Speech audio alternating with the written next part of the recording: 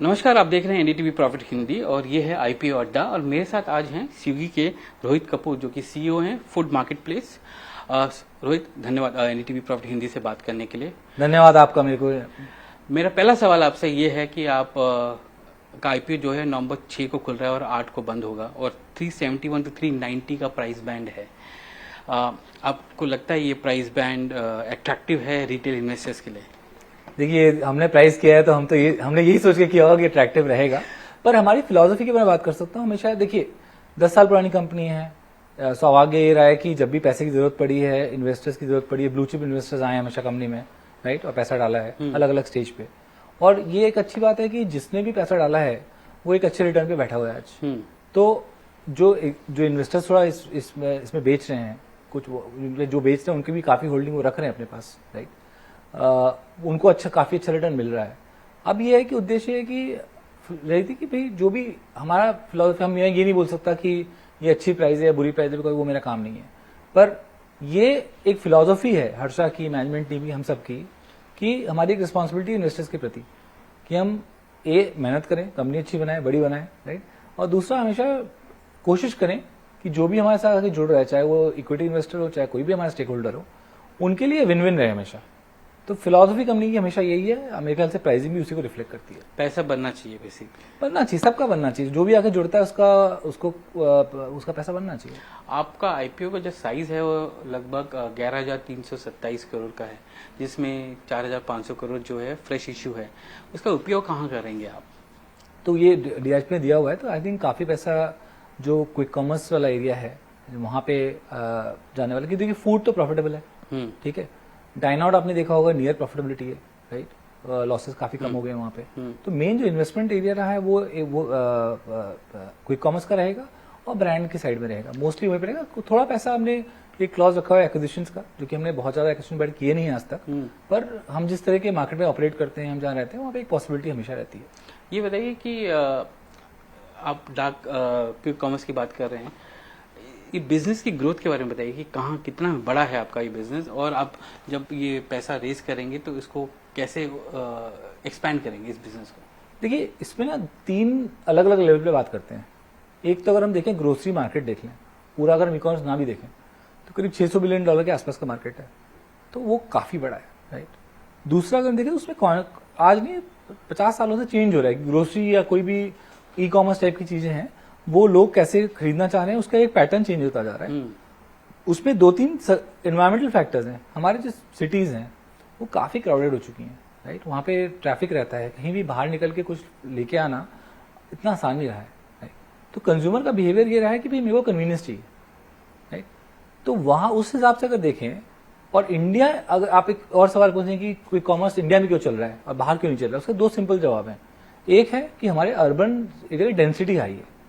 किसी भी एक एरिया में आप अगर ऑपरेट करें 2 किलोमीटर की रेंज में, तो आपको लाखों लोग वहां पे रहते हैं, राइट। दूसरा ये है कि हमारे पास जो कॉस्ट स्ट्रक्चर्स है हमारे सारे, वो एक फेवरेबल जोन में है, कि जहां पे आज 25,000 रुपए भी जो कमा रहा है उसकी एक डिसेंट इनकम मानी जाती है, और उस इकोनॉमिक्स पे कोई एक धंधा बन सकता है। तो अगर ये दोनों कॉम्बिनेशन लें तो क्विक कॉमर्स अपने आप में एक नेचुरल फिट है। और ये देखिए, हम आज के दिन में अब मैं खुद ही बोल रहा हूँ इस बात को कि स्विगी हो गई या और भी हमारी टाइप की जो कंज्यूमर टेक कंपनियां हैं, वो बहुत ज्यादा लाइमलाइट में रहती हैं। कभी कुछ मेरे ख्याल से कुछ ज्यादा ही लाइमलाइट में रहती है। पर ऐसा नहीं है कि क्विक कॉमर्स हो नहीं रहा था इस देश में। कंज्यूमर तो वो जब आप फोन करके बोलते थे ना, वो भेज देना भैया सब्जी वाले को, या भेज देना रामू को, और 10 मिनट 15 मिनट घर पर डिलीवर कर देता है। ऐसा नहीं कि पहली बार था ही था ना, धोबी घर आता है, राइट, आता है ना, कि प्रेस के कपड़े लेके जाता है, देके जाता है। आपका मोची जो होता है वो आप बोल के आ जाओ तो वो जूता घर पे भी दे जाएगा आकर के। तो India is design like that. ये उसका एक फॉर्मलाइजेशन स्ट्रक्चर है, और मेरे ख्याल से ग्राहकों के लिए अच्छा है। मैं आपको एक पर्सनल स्टोरी बताता हूँ। मेरी बेटी गोल्फ खेलती है, उसको 7 बजे उसका टी ऑफ था कलकत्ता में। वो मतलब प्रोफेशनल टाइप प्लेयर है, ऐसा नहीं कैजुअली नहीं खेलती, टूर्नामेंट खेलती है सारे। और 3 बजे उसका फोन आया कि पापा मेरे को कुछ चाहिए, मेरे को प्रॉब्लम हो गई है, राइट। अब आप सोचिए 3 बजे रात को मैं बैठा हूँ गुड़गांव में, राइट। मेरी कितनी एंजाइटी है कि उसको पेन हो रही है, उसको 7 बजे खेलना भी उसने जाकर। अब 2:15 बजे उसको जो चाहिए था मिल गया। अब ये कोई नहीं कर सकता। तो एक कंज्यूमर यूज केसेस जो हैं इसके बहुत ही असाधारण टाइप के हैं, कि बाहर वाले जब आके देखते हैं तो उनको लगता है मैजिक है, पर एक्चुअली बहुत ज़्यादा मेहनत है, मैजिक तो उसके बाद ही होता है।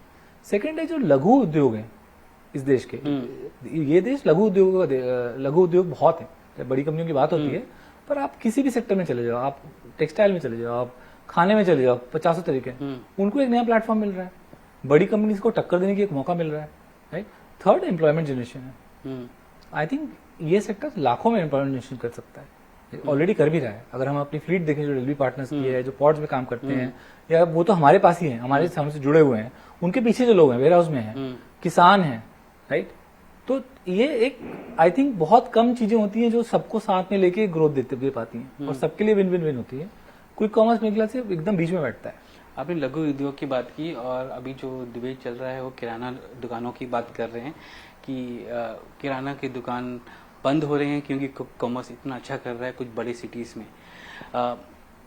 आपका खुद डार्क स्टोर्स है, लगभग 550 डार्क स्टोर्स है 32 सिटीज में आपका, तो वहाँ पर आपको कैसा किस तरह का आपका ऑर्डर फ्लो चल रहा है या ग्रोथ दिख रही है आपको? क्या वो आप कैनिबलाइज कर रहे हैं कुछ किराना स्टोर्स का? आपको ये मैंने भी पढ़ा कई जगह, मेरे ख्याल से ये काफी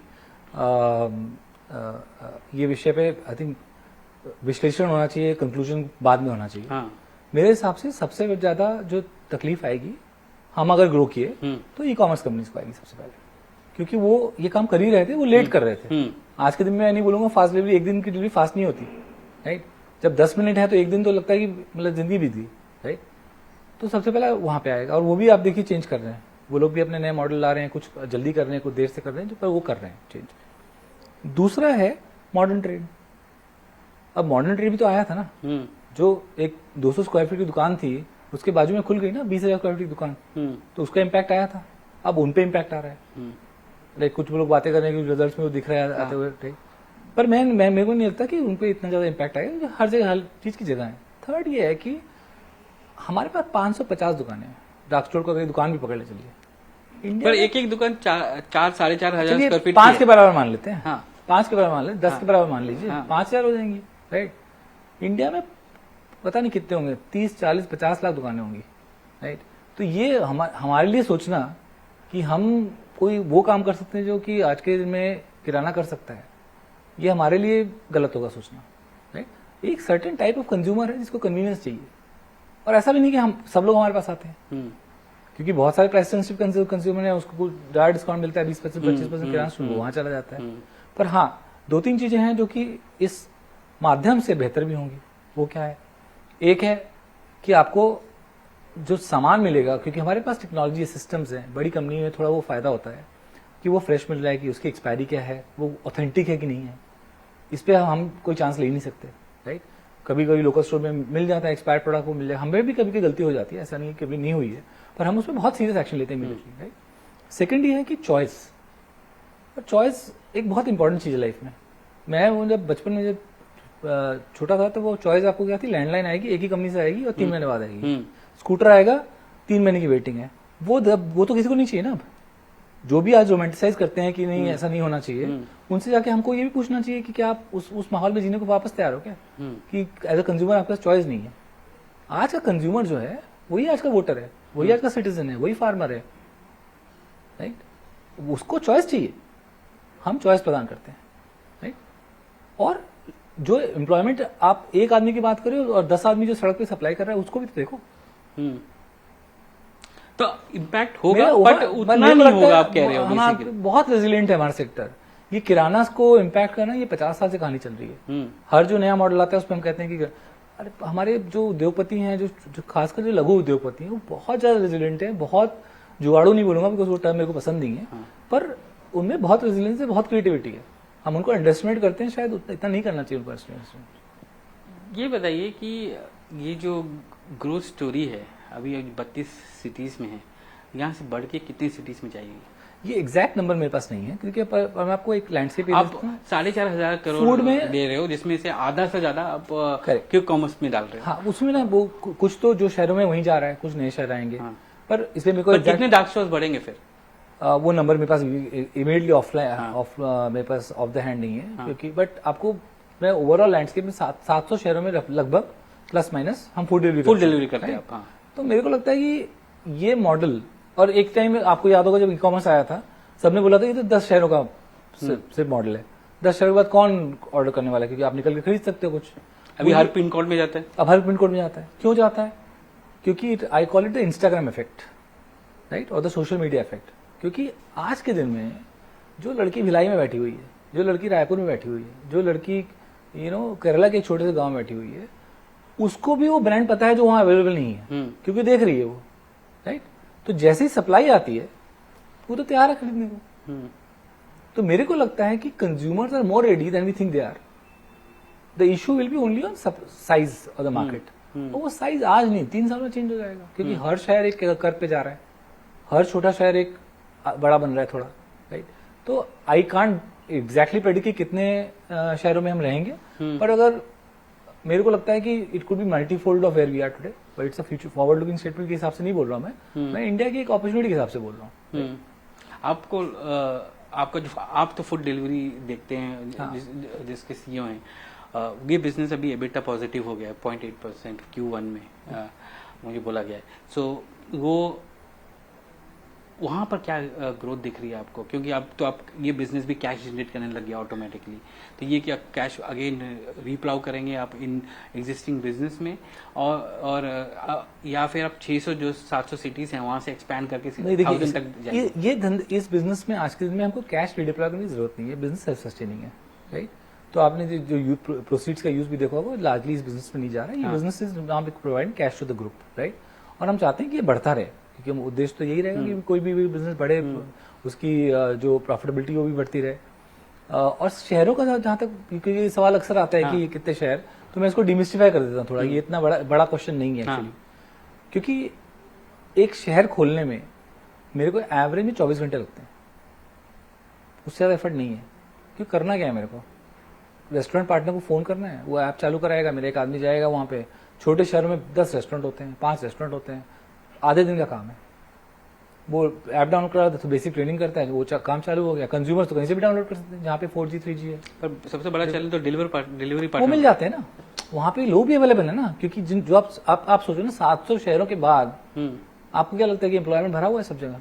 नहीं है ना। वो तो सबसे आसान है एक्चुअली, कि वहां तो आप जाके अनाउंस करो कि मैं लॉन्च कर रहा हूँ, 50 आदमी आके जुड़ जाते हैं इमीडिएटली कि हम काम करने को तैयार हैं।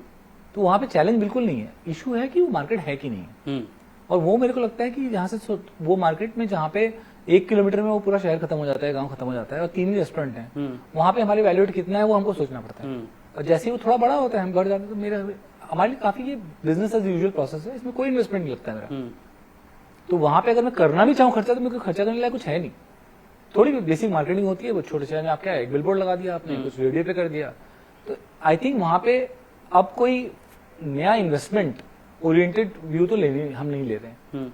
तो पर वो जो मार्केट जो आपने अभी एक्सप्लोर किया हो, जहाँ पर आप ऑलरेडी हैं 600 प्लस मार्केट में, ऑलमोस्ट 700 शहरों में जो आप हैं, वहाँ पर क्विक कॉमर्स कैसे आप उसको इम्प्लीमेंट करेंगे? और उसके लिए भी कोई मैट्रिक्स आप रखते हैं कि आप किस तरह से जाएंगे कि भाई ये 32 में हूँ मैं अभी, मैं 700 में मेरा फुटप्रिंट है, मैं वहाँ 32 से 700 कैसे जाऊं? 32 से 700 तो मेरे को नहीं लगता, नहीं होगा, मेरे को नहीं लगता। पर उस 32 से अगर 35 भी करना है, तो वो 3 जो एक्स्ट्रा जो आ रहे हैं, वो कैसे मैं सिलेक्ट करूं? उसको मैं आपको पद्धति बता देता हूँ, क्योंकि आप एक मेथड पूछने की पद्धति क्या है कि आपने किस नए शहर में जाएंगे। पहली बात है कि वो शहर की साइज क्या है, जीडीपी क्या है, वहां पे हमारा पेनिट्रेशन कितना है, वहां पे थोड़ा हम देखते हैं कि मॉडर्न ट्रेड में दुकानें हैं कि नहीं है, किस टाइप के स्टोर्स हैं। और आई थिंक काफी सिंपल डिसीजन है। देखिए, ऐसा है कि इंडिया में टॉप 100 शहर कौन से हैं, इसमें मेरी लिस्ट और आपकी लिस्ट में 4 नाम फर्क होंगे बस, राइट। उससे ज्यादा तो होगा नहीं, इतनी कोई बड़ी मिस्ट्री नहीं है, राइट, कि इट्स अ डिस्कवर्ड कंट्री। तो it's a question of phasing, it's a question of investment phasing, कि हमको भाई अब बॉम्बे है मान लो, तो बॉम्बे में कितने ऐड करने हैं, कहाँ का कवरेज नहीं है एरिया का। एक चीज जो मिस कर जाते हैं हम, जो हमारे बड़े शहर हैं वो बहुत जल्द, उनके आउटस्कर्ट बहुत ज्यादा ग्रो कर रहे हैं। आप अगर एक आपको उदाहरण देता हूँ मैं, कि एमआर ले लीजिए, एनसीआर ले लीजिए, कोई भी ले लीजिए आप। एनसीआर आपको मैं गुड़गांव रहता हूँ, राइट। गुड़गांव में आज से 10-15 साल पहले एक मैकडॉनल्ड्स आता था मानेसर के वहां पे, वो खत्म हो जाता था गुड़गांव वहीं पे, और वहां से लेकर के जयपुर 220 किलोमीटर ट्रांसपोर्ट नगर चालू होता था, और बीच में सेमी अर्बन रूरल था सारा, राइट। आज वो मैकडोनल्ड से 100 किलोमीटर आगे चला गया अर्बन, वहां पर तो कॉन्डोमिनियम दिख जाएंगे आपको, बिल्डिंग दिख जाएंगे, लोग रह रहे हैं। अब वो टेक्निकली म्यूनिसिपैलिटी कुछ भी हो सकती है, पर है तो कंटिन्यूसली एक अर्बन सेटलमेंट। और ट्रांसपोर्ट नगर से 50 किलोमीटर इधर आ गया है, तो जो 220 किलोमीटर का फासला था वो 70-80 किलोमीटर रह गया, वो भी मर्ज हो जाएगा। एक तब समय ऐसा आएगा जब आप गुड़गांव से जयपुर जा रहे होंगे, आपको पता नहीं चलेगा कि गुड़गांव कहाँ खत्म हुआ, जयपुर कहाँ चालू हो गया। ठीक है, तो वहां पे आई थिंक बहुत बड़ी अपॉर्चुनिटी है, क्योंकि लोग तो वहां आ रहे हैं। तो आई थिंक हमको ये जब टीयर 1 टीयर 2 सोचते हैं, थोड़ा सा नजरिया बदलना पड़ेगा, क्योंकि हमारा जो अर्बनाइजेशन हो रहा है वो एक स्पेसिफिक तरह से हो रहा है। हम जब सिटीज की बात करते हैं तो हम कहते हैं top 30 cities and beyond 30 cities. और कोई साइंस नहीं इसमें बहुत ज्यादा, नहीं बिल्कुल 30 का 35 भी हो सकता है, 25 भी हो सकता हाँ, है। वो होता है। बट अगर मैं आपसे पूछूं, आप फूड डिलीवरी में है 600 सिटीज में, टॉप 30 सिटीज कितना कंट्रीब्यूट करती हैं आपको? एग्जैक्ट नंबर एकदम प्रिसाइज नहीं आ रहे, बट मोटा मोटा 70-80% होगा आजकल में। और उसके बियॉन्ड 30 जो है वो कैसे ग्रो कर रही है? अच्छा ग्रो कर रही है। देखिए ग्रोथ रेट तो वहाँ अच्छा है, हम्म। क्योंकि बेस भी छोटा है, हम्म। तो ग्रोथ रेट उधर अच्छा है। पर मेरा आपको यही पॉइंट है कि इंडिया में ऐसा नहीं है कि कोई शहर सैचुरेट हो चुका है, क्योंकि हर शहर ही बढ़ता चला जा रहा है। हाँ। आज अगर बैंगलोर देखें, राइट, तो बैंगलोर में पहले था कि इंदिरा नगर, कोरमंगला या ओल्ड बैंगलोर की बात होती थी, सेंट्रल बैंगलोर की बात होती थी। आज देवनहल्ली है, यलहंका है, वो सब आपको पहुंचने में 2 घंटा लगता है, तो वो भी बैंगलोर ही है। होसूर प्रैक्टिकली बैंगलोर टच कर रहा है अभी। अब मैसूर रोड पे जाओ तो वहां तक बैंगलोर पहुंच चुका है। तो ये जो शहर है हमारे, we will be a country मेरे हिसाब से, जहां शायद दुनिया के 10 सबसे बड़े शहर हमारे पास होंगे। चाइना में कुछ होंगे शायद, right. We are this are not metropolis anymore, this are megapolises. वहां पर ग्रोथ के बारे में मुझे बताइए कि फूड हैबिट्स कैसे चेंज हो रहे हैं? क्योंकि ग्रोथ वहां, क्योंकि पहले घर में बनाया जाता था, अब फूड डिलीवरी मांगा जाता है। न्यूक्लियर फैमिली हो गई, अर्बनाइजेशन हो गया, ये सब चीजें। ये आपने ना बड़ा अच्छा सवाल पूछा, ये मेरा फेवरेट क्वेश्चन है। मैं धंधे को सोचता इसी तरह से, राइट। हमारा बिजनेस एक्चुअली टेक्नोलॉजी से चालू नहीं होता है, हमारा बिजनेस चालू होता है हमारे रसोई से। और रसोई में जो बदलाव आ रहे हैं, हम उसी का प्रतिबिंब है, और कुछ नहीं है। और वो किससे रिलेटेड है? आज की महिला से रिलेटेड। क्योंकि ये फैक्ट है कि आज भी हम जितना भी बोल रहे हैं, घरों में शायद women cook 80% 85% of time, main don't cook that much. Chef सारे मेन होते हैं लार्जली रेस्टोरेंट्स में, वो भी एक मेरे लिए मिस्ट्री है, क्योंकि वहाँ इतनी टैलेंटेड हमारी लड़कियां हैं, राइट। पर घरों में तो ये सच्चाई है। अब आज की जो मॉडर्न वुमन है वो काम भी कर रही है जाके। अब जब वो 8 बजे रात को आ रही है, उसको हमेशा नहीं उसको हो सकता है बनाती है आउट ऑफ ऑब्लिगेशन खाना, क्योंकि कोई चॉइस नहीं थी। पर उसको चॉइस नहीं है कि 8 बजे रात को आके वो खाना बनाए। एक जो था कि भाई माँ के हाथ का खाना, एक माँ के लिए वही आइडेंटिटी थी। मेरी मदर 85 की हैं, आज भी अगर मैं जाऊं वहां पे तो वो आलू पराठा की तारीफ कर दूं तो उनका डे तो मेड है, मतलब शील smile all day long. But आज की जो मदर है वो उससे रिलेट नहीं करती इस चीज से कि यही मेरी आइडेंटिटी, उसकी आइडेंटिटी बहुत ज्यादा है। तो वहां जो चेंजेस आ रहे हैं सारे, वो मेरे ख्याल से हमारी सबसे बड़ी अपॉर्चुनिटी है। वो कंजम्पशन जो डिस्टर्ब हो रहा है, वो कंजम्पशन चेंज हो रहा है। बैंगलोर में ऐसी फैमिलीज हैं जहां सिर्फ संडे को खाना बनता है, और वो भी हॉबी है। वो एक हॉबी के हिसाब से बनता है कि चलो आज संडे को दोपहर को हम दोनों मिलकर खाना बनाएंगे। दोनों बना रहे हैं वैसे, ये एक अच्छा ट्रेंड है कि मैंने देखा लड़के भी आजकल किचन में घुस रहे हैं, सब्जी काट के दे रहे हो पर कुछ कर रहे हैं, जो कि मैं सबको इंकरेज करना चाहता हूँ कि सबको घर में कुछ काम करना चाहिए, राइट। मतलब लड़की में कोई भेदभाव नहीं होना चाहिए। और आई थिंक हम इस सब चीज को एनेबल कर रहे हैं कि भाई आपको काटना भी नहीं है तो आपको कटा हुआ पैक मिल जाएगा, आप बना लो, हमारा काम तो कन्वीनियंस देना है। तो ये सोसाइटल चेंजेस ही बहुत स्ट्रांग है, और पर वेरी करते हैं। जैसे बैंगलोर में एक्सट्रीम बताया, एक कहीं पे क्या हो रहा है कि करवा चौथ के दिन, अभी करवा चौथ थोड़े दिन पहले गया, हम देखते हैं कि रात को हमारी डिमांड बढ़ जाती है। क्यों बढ़ जाती है? क्योंकि आज का जो पुरुष है कम से कम वो इतना तो बोल रहा है कि भैया तुमने सारा दिन कुछ खाया नहीं, अब तुम खाना मत बनाओ, या तो मंगा लेते हैं या कहीं बाहर से खा लेते हैं चांद देखने के बाद, राइट। या फिर ये है कि भाई बाहर से मेहमान आ रहे हैं तो भाई रोटी घर पे बना लेते हैं, एक कुछ अच्छा बाहर से मंगा लेते हैं। तो वहां चेंज स्लो है थोड़ा सा, पर है हर जगह। और मेरे ख्याल से ये 50 ऐसे ट्रेंड हैं जो कि देश की महिलाओं की चॉइस से रिलेटेड है, और वो एक्सीलरेट करते चले जा रहे हैं।